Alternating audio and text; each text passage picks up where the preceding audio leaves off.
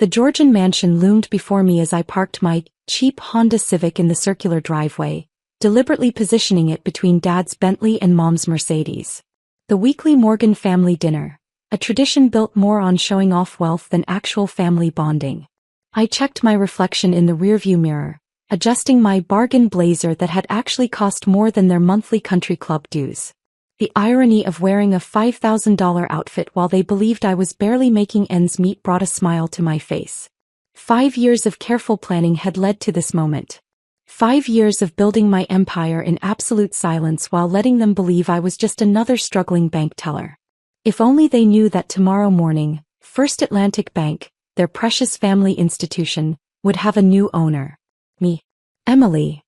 Mom's voice carried across the manicured lawn, dripping with false sweetness. We were beginning to think you couldn't afford the gas to drive over. I smiled, the same smile I used in boardrooms before executing hostile takeovers. I wouldn't miss family dinner, Mother. The foyer was exactly as I remembered, all marble and crystal, screaming old money to anyone who entered. Family photos lined the walls, heavily featuring my younger brother James, First Atlantic's golden boy CFO. My photos were conspicuously absent after age 18, when I'd chosen to start from the bottom of the banking world instead of taking my rightful place in the family business. Emily, darling, Dad called from his study, not bothering to look up from his papers. There's a junior teller position opening up at the main branch. Should I put in a word? Still at that local credit union, aren't you? James smirked, emerging from the dining room in his bespoke suit. Must be challenging working with such small accounts. If they only knew that my small credit union job had been a cover while I built Morgan Global Financial, now one of the largest private banking institutions in the world. All hidden behind shell companies and private holdings. Dinner's served, Mom announced, leading us to the formal dining room. Emily, do try not to spill anything on the tablecloth this time. It's imported Belgian lace.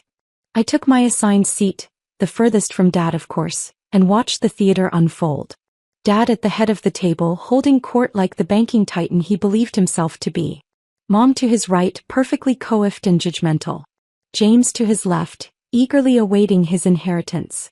The board meeting tomorrow should be interesting, Dad mentioned, cutting into his Wagyu beef. Rumors about a potential buyer have everyone nervous. James nodded importantly. I've reviewed all potential candidates. Nobody has the resources to take over First Atlantic. Our family's legacy is secure.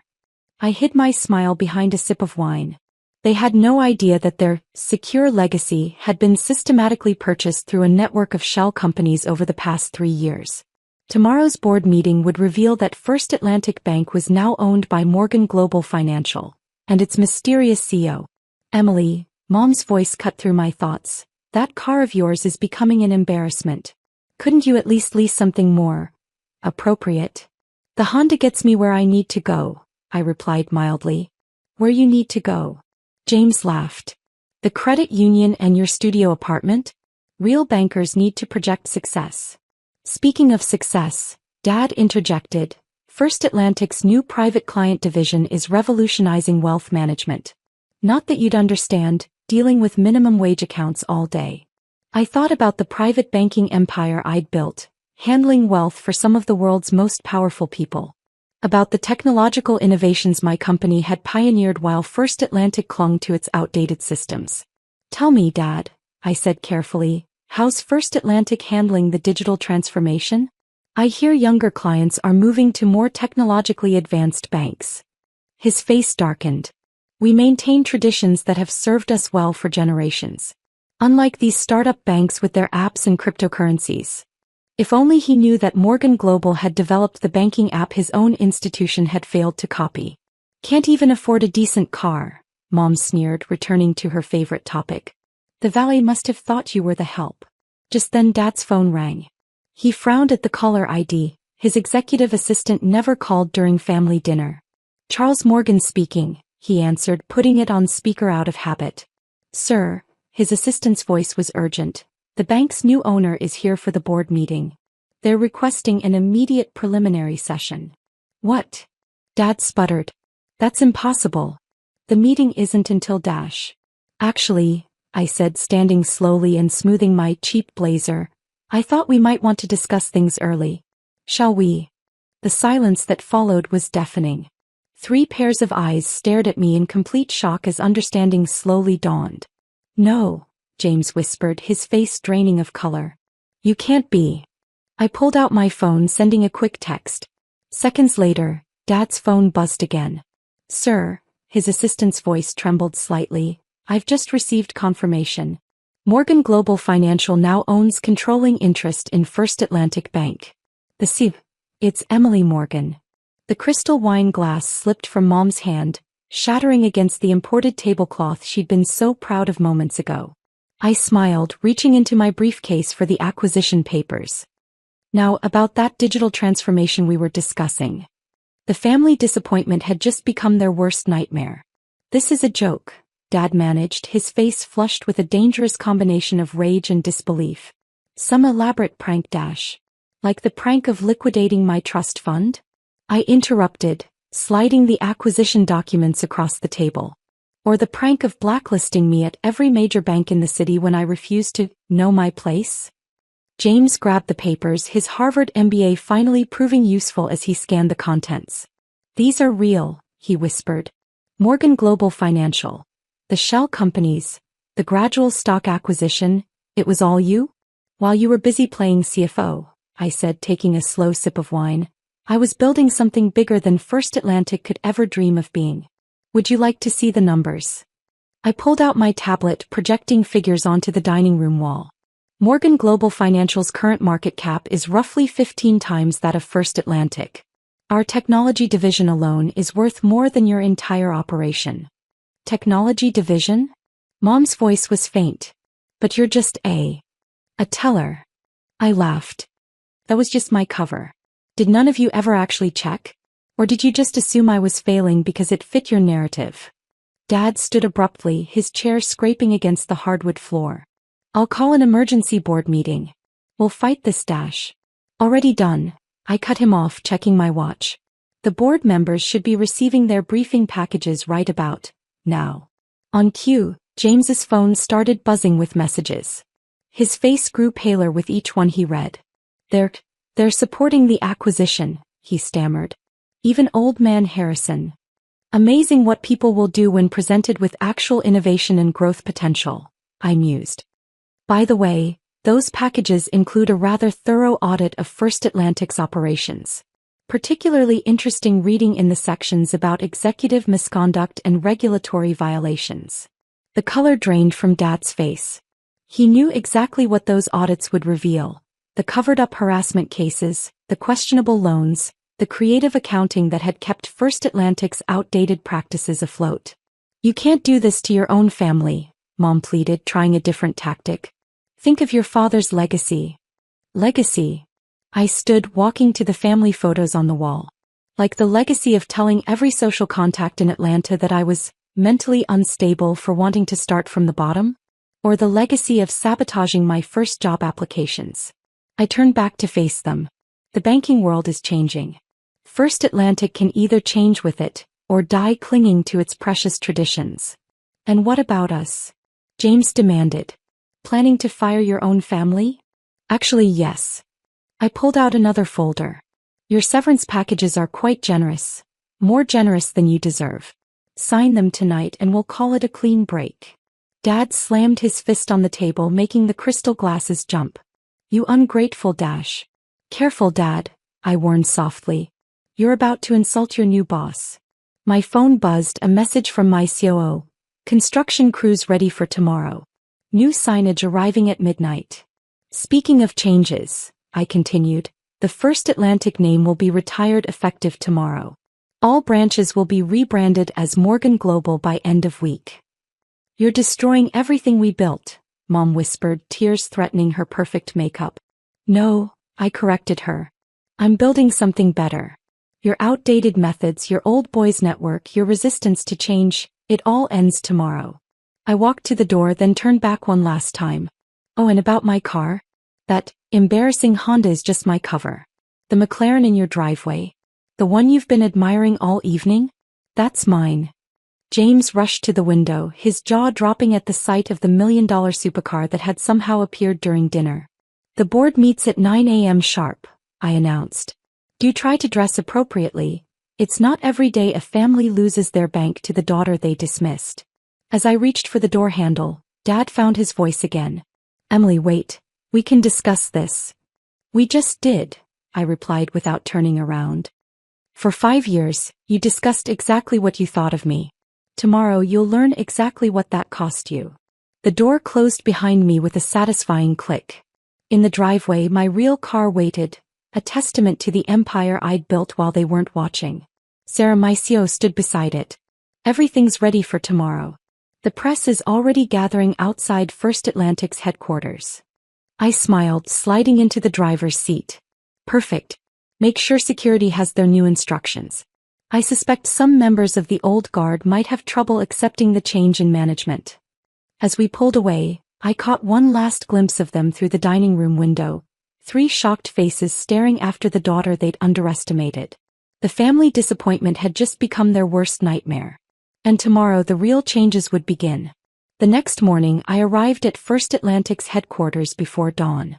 The building's imposing facade, with its pretentious columns and First Atlantic Bank lettering, would soon be transformed. Construction crews were already assembling, waiting for my signal to begin the rebranding. Sarah met me in the underground executive parking garage, tablet in hand. Your father tried to call an emergency shareholder meeting at 6 a.m. Unfortunately for him, the major shareholders are all having breakfast with our board members, reviewing the modernization plan. I smiled, adjusting my blood-red power suit, a deliberate choice for today. And James attempted to access the executive servers at 3 a.m. His credentials were already revoked. She paused. Your mother is in the lobby demanding to see you. Perfect timing. I checked my reflection in the elevator's mirrored walls. Let's give her a front row seat to the changing of the guard. The lobby of First Atlantic Bank was a testament to outdated luxury, all marble and mahogany, designed to intimidate rather than welcome. Mom stood in the center, still wearing last night's designer dress, looking distinctly unraveled. Emily, she started, her social mask cracking, you can't just dash. Actually, I can. I nodded to security, who immediately began removing the portraits of past bank presidents, all men, all looking remarkably like Dad. And I am. These portraits have hung here since 1932, she protested. And that's exactly the problem. I gestured to the modern digital displays being installed. Banking isn't about intimidating people with old portraits anymore. It's about accessibility, innovation, and actually serving our clients. The elevator dinged and James stormed out, his usually perfect appearance disheveled. The system won't let me in. My entire department is locked out. Former department, I corrected him. Did you really think I'd let you keep control of the finances after finding those creative accounting practices of yours? His face paled. You can't prove dash. Actually, I can prove everything. I pulled out my phone, bringing up a series of documents. Like the hidden losses you've been covering up? The personal expenses charged to corporate accounts? The loans to your poker buddies that mysteriously disappeared from the books? Mom swayed slightly. James, what is she talking about? Oh, he didn't tell you? I smiled sweetly. Your golden boy has been cooking the books for years. Did you really think First Atlantic's traditional methods were still profitable in the digital age? Before either could respond, commotion erupted at the front doors. Dad burst in, followed by several board members, all looking like they'd aged a decade overnight. The shareholders won't stand for this, he thundered, marching toward me. We've called an emergency dash. Board meeting. I finished for him. Yes, it's starting in exactly 15 minutes. Top floor boardroom. I checked my watch. Though you might want to change first. That suit looks slept in. This is our bank, he shouted, his face reddening. You can't just walk in and dash. Actually, it's my bank now. I nodded to Sarah, who pressed a button on her tablet.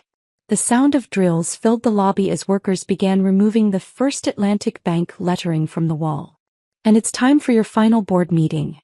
The elevator opened again, disgorging a team of auditors and federal banking regulators. Ah, perfect timing, I said. Gentlemen, the files you requested are ready. You'll find the evidence of regulatory violations particularly interesting. Dad's face went from red to white. You didn't. Turn you in? Odette. You did that to yourself. I just made sure there was a clear paper trail. James tried to slip away but security blocked his path. Going somewhere, brother dear? The regulators would like to discuss some of your creative financial strategies. Mom collapsed into one of the lobby's leather chairs, her perfectly maintained facade finally cracking. You're destroying our family. No, I corrected her, my voice carrying through the now silent lobby. I'm destroying the lies we built this family on. The pretense, the corruption, the toxic legacy you were so proud of. I turned to address the gathering crowd of employees. First Atlantic Bank died years ago. You just didn't notice because you were too busy polishing its tombstone.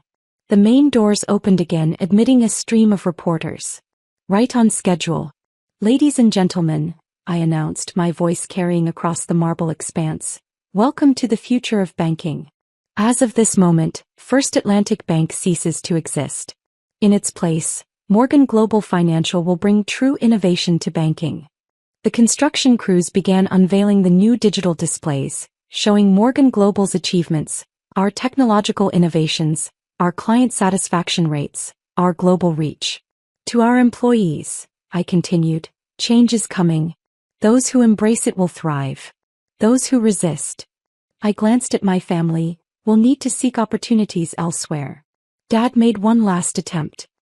The board will never dash. The board has already voted, I interrupted, projecting the results onto the new displays. Unanimously in favor of the acquisition and modernization plan. Your services are no longer required. Security stepped forward holding boxes. Please clear out your offices by noon. Your severance packages will be processed by HR. As they were led away, Dad protesting, James in handcuffs, Mom in tears, I turned to address the assembled employees again. The era of banking by intimidation is over. Welcome to banking by innovation. The new Morgan Global logo illuminated above the entrance, casting its light across the transformed lobby. The family bank was dead. Long live the new empire.